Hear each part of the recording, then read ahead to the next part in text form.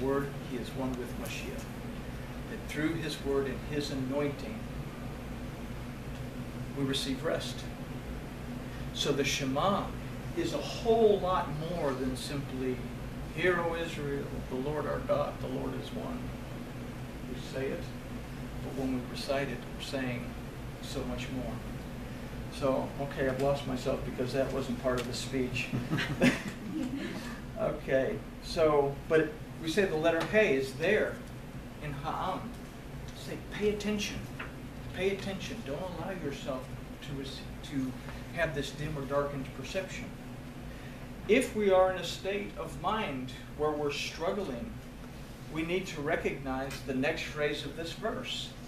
It says, "And hang them up unto Yahweh in the face of the sun." The word for "and hang" is vehokah, from the root yakah, meaning to be dislocated, to be alienated, to be torn away.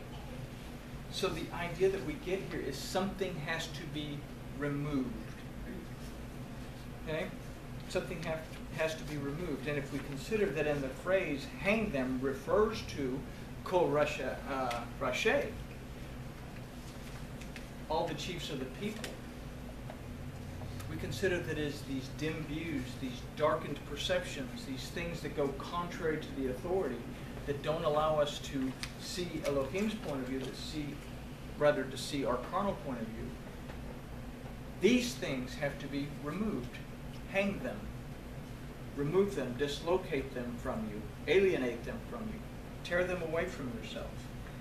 We say that we must detach ourselves from this darkened perception of the Word that interferes with our ability to be led by the Ruach. This requires us to come to the realization that we are in a state of what is essentially spiritual poverty. We must then do what? Say, I'm in a state of spiritual poverty. What do I have to do? We have to make the teshuvah. We have to turn around. We have to turn around. We must turn away from it and come into the light of Yahweh. And with this in mind, we'll consider our next phrase, which, "unto Yahweh in the face of the sun." La Yahweh neged chash shamesh. In this case, we have a lamed that means unto. We must turn in the direction or unto the instruction of Yahweh. The next word is neged, that doesn't mean in the face, but rather, I went too far. Okay, there we go. It doesn't mean in the face, but it actually means in the presence of. This word means brilliant. We see that Yeshua said, "I am the light." We understand that we are restored, redeemed, delivered from sin through Yeshua, who is the light. If we're in a state of spiritual poverty, we have to make teshuvah and come to Elohim through Yeshua, who is the light that opens our eyes, that restores us, delivers us while lighting the way. We said we know that this light is Yeshua, who not only was and is the light, but he's also the way, the truth, and the life by which we come into the presence of the Father, who is Yahweh Eloheinu, and that's in Yochanan or John 14:16. But what happens when we make teshuvah and believe and receive Yeshua? So let's consider the balance of the verse. That the fierce anger of Yahweh may be turned away from Israel. Veyashov Sharon Af Yahweh mi Yisrael. The word for let me see if I can get the word Veyashav means to return or to turn back. Its root is the same root as the one found in teshuvah. It's shuv. The word sharon, however, means anger. Literally means to burn, and is a word that is always used throughout Torah to describe the... Huh? Charan. Charan. Charan. There you go. Charan. It's a word that always used to describe the anger, displeasure, jealousy, or zeal of Yahweh Elohim. So to make teshuvah is not only to turn away from sin, but it also is to turn Yahuwah Elohim away from displeasure. And we'll talk about displeasure in a minute because it talks about the wrath of Elohim. We read about the wrath a lot. But we're going to find out what this wrath actually means. The next word is af. It means nostril, but it's a word used for anger. The root of this word is anaf, which means to be angry. It means to be displeased. What's interesting is we have two words side by side that mean exactly the same thing. So when we think about two, we think about division or separation. And it is this division or separation that displeases our Elohim, that through our transgression and sin, we separate ourselves from him, and that he, out of his love, grieves for us in our state of separation. When we talk about Bereshit chapter 1, verse 2, the word for hovering, the Spirit of Elohim hovered over the waters. This word actually means grieved. We consider our state of being without Elohim in our life is empty and void, and darkness is on the face of the deep. We can't perceive what the word is telling us in a state of spiritual poverty. Our last verse is Mi Israel, or from Israel. So if we can consider that without the word we wrestle or fight with Elohim, which is another meaning of Israel, then we also have to consider that it is through and by the word that we return to him and allow him to prevail in our lives. Again, we have Mi Yisrael.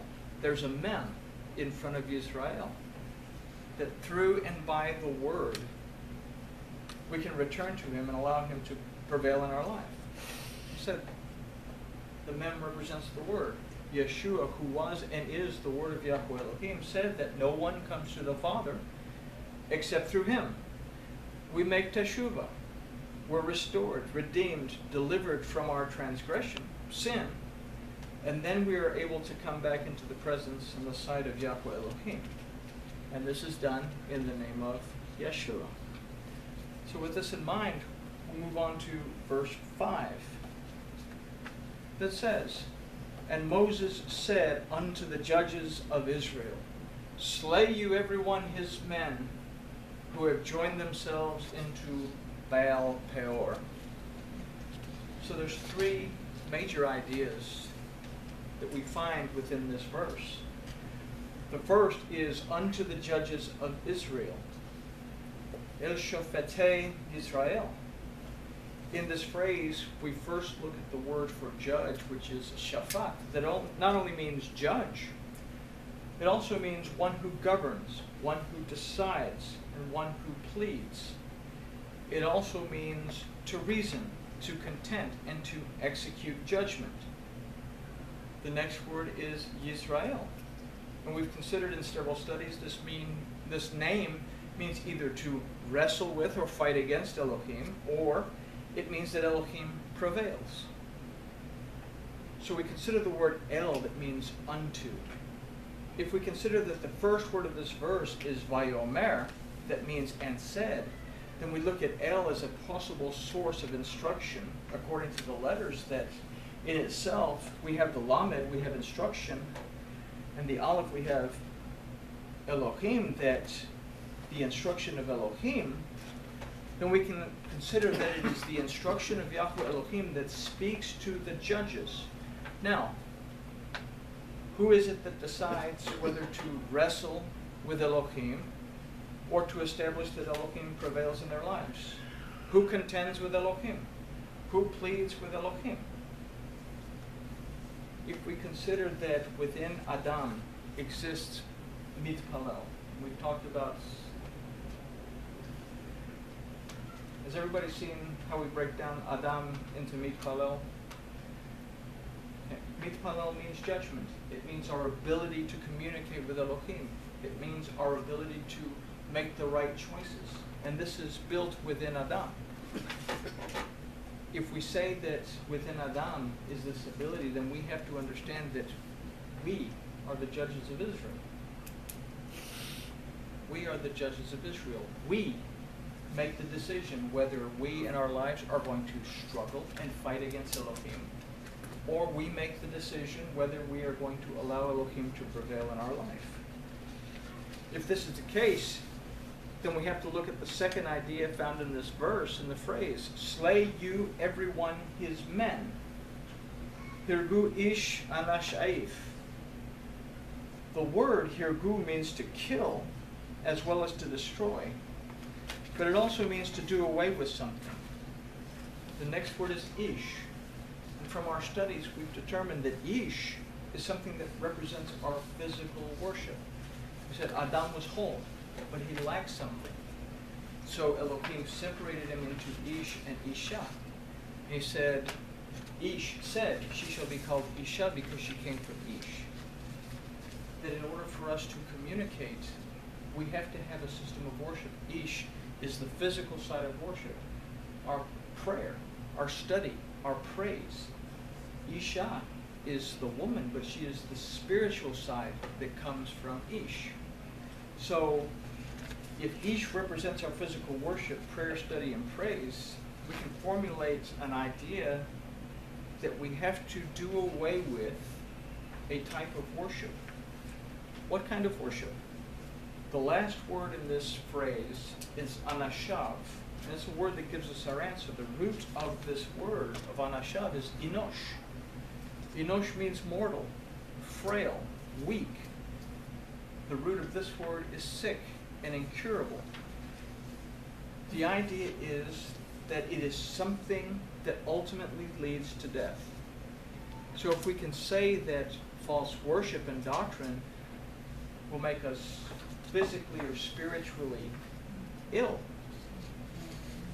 then we can say that this ultimately leads to death spiritually.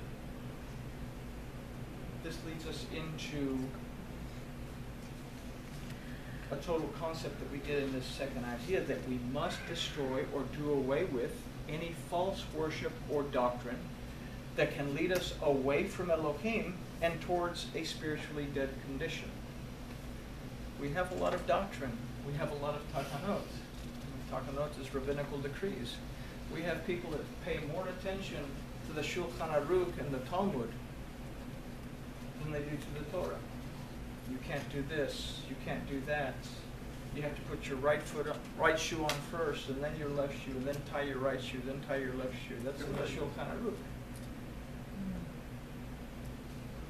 Elohim said, put a blue thread on the tzitzit in Torah. We have rules and rules and rules and rules about the blue thread, that you can only get it from a certain snail. So you're telling me that the ink that is supposed to represent the word and the ruach of Elohim, to remember his word, is going to come from an unclean animal. If Elohim said, put a blue thread on the tzitzit, he said, put a blue thread on the tzitzit. He doesn't care if it comes from Walmart. This is something, the Torah says it. But we have people that concern themselves about what the Talmud says. Well, back then, they didn't have blue. They made it from the snail. Well, I'm just saying, they made it. Yeah. They made it, but the Torah doesn't say specifically. No. It says, put a blue thread on it. Nowadays, we go to Walmart and provide us wool. Absolutely. So, we see a lot of false doctrine, a lot of takanot. We have a ton of false doctrine on the Christian side of things. I'm not just going to pick on Judaism. So, we must destroy or do away with any false worship or doctrine that can lead us away from Elohim and towards a spiritually dead condition, that this can actually lead us into a very bad state of being. Simply going to shul or going to church doesn't mean that one is spiritually alive. Okay? Now the third and final idea to be taken from this verse is in the phrase, that have joined themselves unto Baal Peor. Hani semadim leval Peor. Now we said in our previous study that Baal Peor means master of the gap, master of division and separation. And we concluded that this referred to the worship of those things that separate us from Yahweh Elohim, that are used by the Satan to entice us away from our Elohim. The word Hanitze Madim means to join or to be bound to something. So we can formulate an idea here that says if we are bound or in a sense attached to a false manner of worship or any doctrine that goes contrary to the word of Yahweh Elohim that causes us to be separated from Elohim, then we must do away with this state of being. We have to take a look at what we believe. Why do I believe what I believe? And this is a very important question to ask. Instead of simply saying, well, we believe this, and this, and we say, okay, and we just follow along. We have to understand why we believe what we believe. When we say a blessing, we have to understand why we're saying this blessing. What does this blessing mean? It's like the Shema. We just explained the Shema. Otherwise, we just mumble a bunch of words. We have to understand why we believe what we believe. It's very important. So the next two verses teach us very valuable lessons regarding the application of these ideas. Now, we read, "And behold, one of the children of Israel came and brought unto his brethren a Midianite woman in the sight of Moses and in the sight of all the congregation of the children of Israel, while they were weeping at the door of the tent of meeting." And we can treat this verse rather topically in order to understand the application. We note that even though transgression is taking or has taken place in our lives, we have to do more than simply mouth teshuvah or mouth teshuvah in the presence of Elohim. Making teshuvah and then doing nothing to change it is like not making teshuvah at all. Being aware of a false belief but continuing in it is not making teshuvah. And we're going to see that what it takes is action. And we're going to see that in the next few verses that actually bring about true renewal and restoration that we find in making teshuvah. And here we go with Pinchas, the son of Eleazar, the son of Aaron, the priest. He saw it. He rose up from the midst of the congregation and took a spear in his hand. Okay, well, we see some action going on here. When the son of Eleazar saw it, he got up there and went after it. The name Pinchas means mouth of brass. It comes from the roots pe, that means mouth as well as speech and word, but interesting. It comes from the word, the other root is nachash, that doesn't immediately mean brass. It means serpent. Wow. Nachash is, however, the root of nechosheth, which means copper, bronze, or their alloy. Now these alloys, represent both sin and redemption. We have the pegs of brass that were nailed down to hold the Mishkan in place that were not polished brass. It represents Yeshua. That Yeshua had to come as a human being and take on our sin. He didn't have sin, but he had to lay that down as the vehicle of sacrifice. But we see in Revelation that he comes back and it says he has what? Feet of polished brass. At this point, polished brass represents redemption. So we understand that they mean both redemption and sin. Now the serpent, we see the serpent a lot. We'll talk about belly too in a minute, but the serpent represents what we call our choice in Tet. Tet is one of the Hebrew letters. And we say we have Tet that looks like this. The choice that we have in Tet is that we have a choice in seeking Elohim through his word. And in this we have the Tet is composed of a Vav.